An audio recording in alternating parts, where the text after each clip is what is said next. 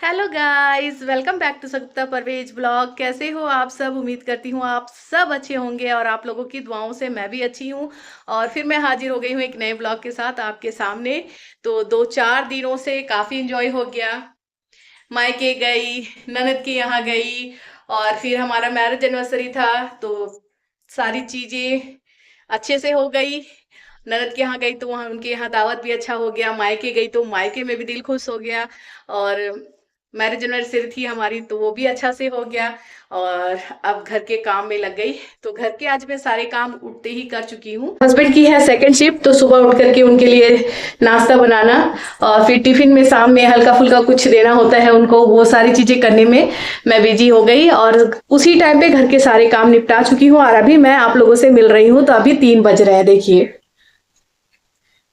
3 बज रहे हैं।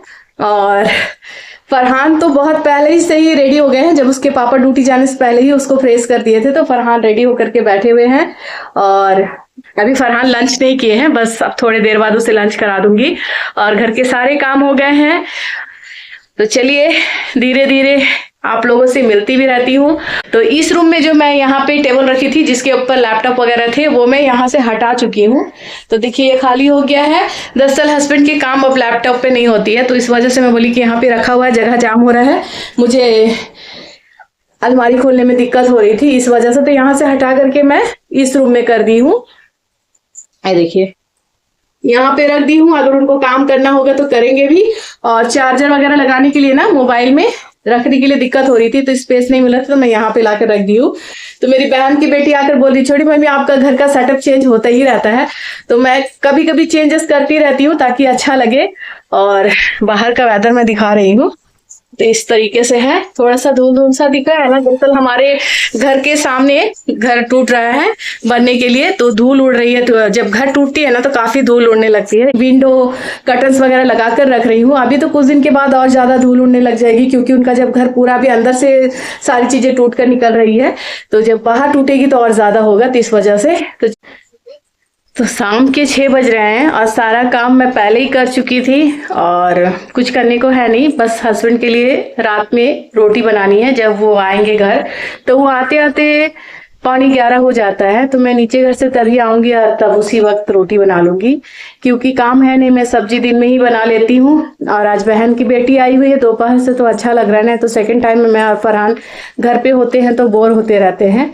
तो वो आकर के पढ़ाई कर रही है, तो वो अपना मैथ्स बना रही है। जब से आई है वो, देखिए यहाँ पे तब से पढ़ाई कर रही है कंटिन्यू। और यहाँ पे फरहान अभी सो रहे हैं। इतनी देर से फरहान सोए नहीं थे, अभी सो रहे हैं। तो मैं सोच रही हूँ कि इसे 1 घंटे सोने देती हूँ और उसके बाद फिर नीचे वाले घर जाती हूँ 7 बजे तक। और जब हस्बैंड आएंगे तब फिर साथ में आऊंगी। हम सब नीचे वाले घर जा रहे हैं और यहाँ पे फरहान और फरहान की बहन भी रेडी हो गए हैं। हस्बैंड आएंगे तब आएंगे। सलाम कर रहे हैं सबको। तो चलिए जाकर आती हूँ। चलिए हस्बैंड आ गए हैं।